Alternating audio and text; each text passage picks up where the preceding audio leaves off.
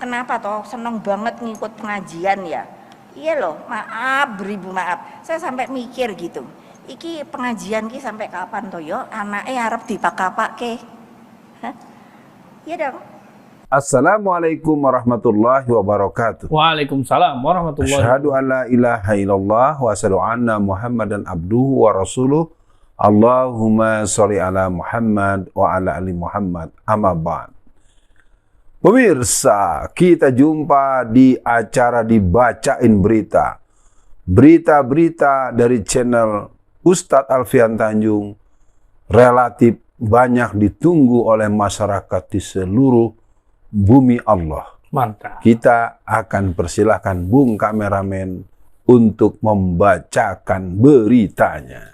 Siap, Bung Alfian. Ini beritanya beberapa hari yang lalu, Bung Alfian, tapi memang perlu Bung Alfian respon karena ini ya berkaitan dengan orang yang berkuasa, Bung Alfian. Nah, Bung Alfian, judulnya adalah dari arahma.id. Kata Ketua MUI kepada Megawati, kalau tidak suka mengaji, jangan usil. Nah, di sini ada tulisan di bold kuning, sering nyinyir soal Islam. Ketua Umum PDIP, Megawati, kembali menjadi sorotan usia melontarkan pernyataan yang memicu kontroversial. Dalam pernyataannya, Megawati mempertanyakan kebiasaan ibu-ibu saat ini yang senang ikut pengajian. Ketua Majelis Ulama Indonesia, Kiai Haji Muhammad Khalil Nafis, memberikan tanggapan terkait hal tersebut. Soal tak senang ngaji tak apalah, tapi tak usah usil dengan ibu-ibu yang rajin mengaji sampai kapanpun. Bagaimana respon awalnya, Bung Alfian? Hari ini tadi ada pertemuan Badan Kontak Majelis Taklim seluruh Jakarta dan sekitarnya. Ya. Yang dipimpin oleh Ibu Ustazah, maksud saya, Ustazah Tuti Alawiyah. Iya. Dan ini merupakan sebuah jawaban bahwa dengan adanya pengajian, dengan adanya majelis taklim, ibu-ibu itu semakin dekat dengan Allah. Dia berbakti kepada keluarga, terutama suaminya, mendidik anak-anaknya. Jadi pandangan yang memberikan pandangan negatif terhadap pengajian, patut diduga dia tidak memahami isi kaji-kaji yang menjadi pesan utama dari pengajian. Begitu, Bung Kameramen. Iya, betul, Bung Alfian. Nah, Bung Alfian, memang kalau dari kalimat atau nyinyir beliau, kita terlihat, bisa melihat lah ya, kalimat yang seolah tidak suka ibu-ibu dengan pengajian, Bung Alfian. Maksudnya ibu-ibu yang sering pengajian, beliau tidak suka. Nah, tapi kan ada beberapa ibu-ibu yang berkomentar, Bung Alfian, di Instagram atau di sosial media, kenapa kok yang dinyinyirin ibu-ibu pengajian? Kenapa nggak ibu-ibu yang suka dangdutan? Kenapa ibu-ibu yang suka kawin cerai? Ini bagaimana, Bung Alfian? Karena, Bung Alfian, apa namanya ya? Ini kan bisa mengusik ibu-ibu gitu, Bung Alfian. Gini, silakan, Bung Alfian. Ibu-ibu ikut pengajian karena dia akan mendapatkan 5 hal. Ya. Dia akan mendapatkan penguatan dan peneguhan keimanan, dia akan mendapatkan wawasan, dia akan mendapatkan suasana persaudaraan silaturahim, dia akan mempunyai kesempatan untuk saling kontrol sosial, dan dia akan berada pada sebuah medium dakwah dan medium jihad.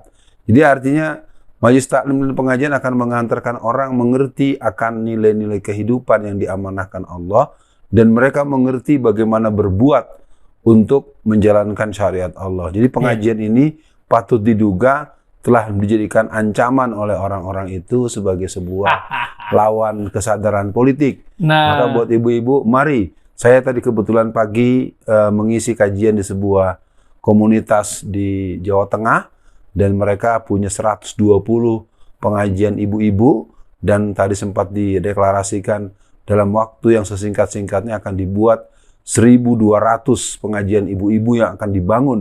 Semoga menjadi satu terima kasih buat yang mengatakan pengajian begini begitu, berarti akan membangkitkan hamasah ibu-ibu seluruh Indonesia. Mantap. Untuk menghidupkan majelis taklim ibu-ibu. Seluruh Indonesia siap kita menghidupkan majelis-majelis pengajian ibu-ibu. Terima kasih ibu yang nyinyir.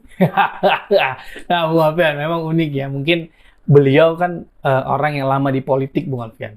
Mungkin beliau mengamati kekalahan Ahok di Jakarta karena banyak ibu-ibu yang udah malah minta ke Bung Alfian, Ustadz, kita bahas politik dong. Wah, berarti yang Bung Alfian sampaikan tadi, bahwa Majelis Talib itu menjadi membuat ibu-ibu sadar gitu, Bung Alfian. Nah, Bung Alfian, saya pernah mendengar kalimat lah dari banyak tokoh gitu, bahwa benteng terkuat dari keluarga untuk mendampingi suami atau tokoh-tokoh besar itu adalah seorang istri, Bung Alfian. Seorang ibu di rumah. Nah, saya melihat kok dengan ada orang yang khawatir ibu-ibu pergi pengajian, apakah ada pihak yang ingin ibu-ibu itu jauh dari agama, Bung Alfian? Sehingga membuat keluarga itu hancur, suaminya hancur, anak-anak hancur, atau Bung Alfian dari sisi pendidikannya bagaimana, Bung Alfian? Ada statement seorang ulama atau para ulama masa lalu. An-nisa imadul bilad wa ma soluhat soluhatul bilad wa ma fasadatul bilad. Artinya wanita itu adalah benteng negara. Iya. Maka kalau wanita itunya baik, maka negara itu baik. Kalau wanita itu tidak baik atau mengalami kerusakan moral atau akhlak, maka hancurlah negara itu. Nah, jadi kalau ditanyakan seperti itu sebenarnya satu hal yang bukan saja tersirat, itu sudah tersurat, sudah terekspresikan, sudah terucapkan bahwa patut diduga bahwa majelis pengajian itu sebagai media yang akan membangun kesadaran ruhud diniyah. Jadi kalimat yang tidak suka dengan pengajian itu kalimat pengikut iblis ya, pengikut orang yang tidak beriman, orang yang menolak firman Allah. Itu kan kalimat-kalimat yang sering muncul, waswisu fi sudurin nas minal jinnati wan nas. Jadi ini jinnya jin kafir nih yang diikuti oleh orang yang ketakutan dengan pengajian. Iya, Bung Alfian. Saya teringat salah satu cerita Bung Alfian ketika Bung Alfian ceramah di Jakarta, kalau nggak salah ketika khutbah Jumat. Jadi Bung Alfian menyampaikan bahwa ada partai tertentu yang mengawasi atau tugasnya mengawasi ustadz-ustadz yang berceramah. Nah, dengan pucuknya sudah nyindir lah ya, atau nyinyir pengajian ibu-ibu. Kalau nih Bung Alfian, ke depannya ada orang yang ditugaskan untuk memata-matai pengajian ibu-ibu. Ibu-ibu harus bagaimana nih Bung Alfian? Pertama, ibu-ibu harus paham kita punya hak yang sama. Pertama, secara konstitusi kita dilindungi oleh undang-undang. Undang-undang Dasar pasal 29 ayat 2 mengatakan bahwa tiap-tiap warga negara berhak untuk menjalankan agamanya masing-masing.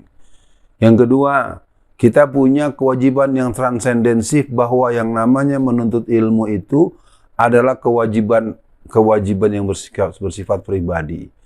Dan tentu kita punya dalil yang banyak dari Al-Quran, dari hadis Nabi misalnya utlubul ilma minal mahdi ilal lahdi. Lalu yang ketiga, kalau menuntut ilmu itu merupakan kebutuhan kita secara subjektif. Kalau ada yang mencoba melarang-larang, kita buat pertanyaan, Anda siapa? Orang yang melarang itu mesti punya otoritas dan dia mesti punya ketentuan hukum tetap tentang apa yang dia lakukan. Ini merupakan sebuah situasi yang kalau sampai terjadi, saya nyatakan kepada semua masyarakat secara umum dan buat ibu-ibu harus melawan. Karena apapun ormasnya, apapun partainya, mereka tidak punya hak dan kewenangan untuk melarang, apalagi membubarkan. Dan ini mungkin menjadi fenomena yang terdengar di beberapa kali kesempatan. Ini tanda-tanda bahwa umat Islam dalam posisi bangkit.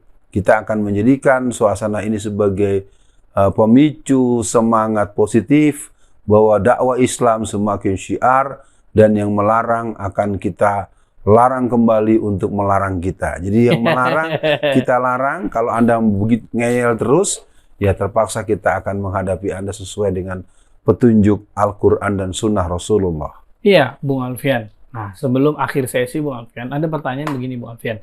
Ini kan yang disampaikan oleh beliau ini berulang Bung Alfian. Yang terakhir adalah nyinyirin ibu-ibu yang pengajian Bung Alfian. Nah, mungkin Bung Alfian juga ingat bahwa beliau pernah tidak mau punya mantu wajahnya kayak tukang bakso. Saya mau punya mantu, itu saya udah bilang nih berdua sama anak saya 3. Awas loh, kalau nyarinya yang kayak tukang bakso. Mbak Puan ketawa. Mbak Puan ketawa. Terus soal minyak goreng lagi langka, jangan goreng mulu dong, tapi rebus dong. Nah, terus ada lagi yang beliau bilang, waspadai peramal masa depan yang anti Bhinneka Tunggal Ika, yang bisa dibilang para peramal masa depan. Mereka dengan fasih meramalkan yang akan pasti terjadi di masa yang akan datang, termasuk dalam kehidupan setelah dunia fana. Ada dari Warta Ekonomi, Bung Alfian, ulah Megawati nyinyir ibu-ibu pengajian disebut selaras dengan kepala BPIP yang sebut agama musuh Pancasila. Sangat wajar. Nah, Bung Alfian, kejadian berulang ini, menurut Bung Alfian, harus disikapi seperti apa? Dan apakah ini hanya sekedar slip of tongue, improvisasi ketika dia pidato, atau ini memang ada di alam bawah sadar beliau, Bung Alfian? Sejak tahun 1980-an akhir, saya sudah memulai mengingatkan bahaya kebangkitan paham komunisme. Iya. Bahaya kebangkitan PKI. Jadi kalau saya boleh katakan, ini sebetulnya kan kalau Quran menyebutkan wallazina kafaru ba'duhum awliya'u ba'd.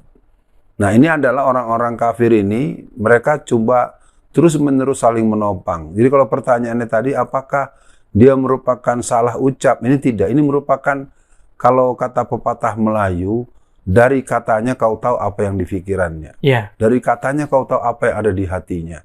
Jadi ucapan ini kalau kita tarik, ada yang menyebut aku bangga jadi anak PKI, ada yang terbuka mengatakan anak PKI masuk parlemen. Itu kan bentuk-bentuk statement ya. Dan ada yang mengatakan dengan melecehkan. Jawab pertanyaan ibu ini. Di abad 20 yang berjuang untuk kemerdekaan itu Nabi yang mulia Muhammad atau Insinyur Soekarno? Itu dalam bahasa tauhid itu sebenarnya pukulan tauhidur Rasul, dan itu pidatonya sangat viral ya, sangat menyebar ya kan. Artinya kalau ditanyakan apakah nih slip of tongue, saya nyatakan tidak dan bukan, Bung Kameramen. Ini merupakan sebuah ekspresi yang mulai unjuk gigi, udah mulai unjuk aksi, untuk mulai unjuk lisan. Jadi kepada seluruh masyarakat, pahami kaum ateis, komunis sekarang sudah muncul dengan penampakan-penampakan yang bervariasi. Dan saya bisa sebutkan yang terdekat, 4 hari yang lalu di sebuah masjid yang bernama Mujahidin di Masjid Banyuanyar, Solo, Jawa Tengah, itu di dinding masjid dibuat grafiti berlogo Palu Arit. Artinya menjadi catatan buat semua, mereka terus-menerus mencoba untuk memberikan stimulan provokatif. Dan saya nyatakan, mari kita bangun ruhul jihad kita, ruhul perlawanan kita, tapi jangan melakukan tindakan yang secara sepihak, karena itu yang mereka inginkan, dan kita akan sampai kepada bentuk perlawanan dengan arahan para ulama-ulama dan tokoh-tokoh yang memberikan arahan yang tepat waktunya, tepat caranya, karena sesungguhnya kebatilan pasti akan dihancurkan oleh nilai-nilai kebenaran dari Allah Subhanahu wa Ta'ala. Siap, Bung Alfian. Berarti apa yang Bung Alfian sampaikan, saya kok jadi terfikirkan, Bung Alfian. Ini seperti ada rentetan memang ingin umat Islam itu jauh dari agamanya, Bung Alfian. Contoh seperti kalimat jangan ada politik identitas yang ternyata yang difokuskan hanya identitas Islam gitu. Ya, termasuk jangan dihubung-hubungkan agama dengan negara. Nah, gitu. Agama dengan politik. Nah, Bu Alfian, untuk akhir sesi kali ini, Bu Alfian, apa nih pesan Bu Alfian untuk ibu-ibu? Karena saya khawatir, Bu Alfian, kalau ibu-ibu yang punya ghirah makin tambah semangat, Bu Alfian, untuk ngaji. Kalau yang mungkin baru pemula, ntar dia jadi takut. Nah, ini apa semangat beliau? Dan mungkin juga pengajian bapak-bapak, Bung Alfian. Biar bapak-bapak tuh tidak hanya bawa dirinya, Bung Alfian, tapi anaknya tuh minimal dibawa ke masjid. Atau bagaimana, Bung Alfian, buat ini kita jadikan sebagai momentum kesadaran umat, Bung Alfian? Silakan. Yang pertama, secara umum, mari seluruh kaum muslimin, orang-orang yang ingin dekat dengan Allah, kita gelorakan, kita gembirakan, kita luaskan, kita perbanyak, kita tinggikan frekuensi pengajian umum. Kemudian untuk tema dan porsi-porsi penyampaian, khutbah Jumat. Nah, apalagi musim Ramadan yang sudah dekat, berikan materi-materi yang berdimensi politik, perspektif politik, pedoman politik, akhlak politik, dan bagaimana adab politik Islam. Yang jelas politik itu adalah ibadah.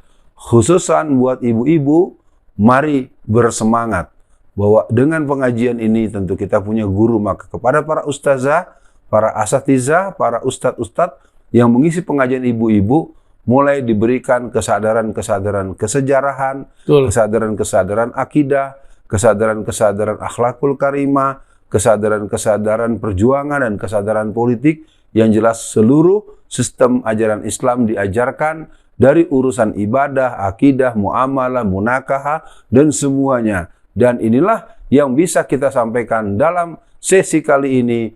Maju terus pengajian ibu-ibu, kita akan buktikan bersama Islam kita akan menjadikan negeri ini berdaulat, Amin. jauh dari penjajah bintang David, dan kita menolak penjajahan bintang merah Palu Arit. Assalamualaikum warahmatullahi wabarakatuh.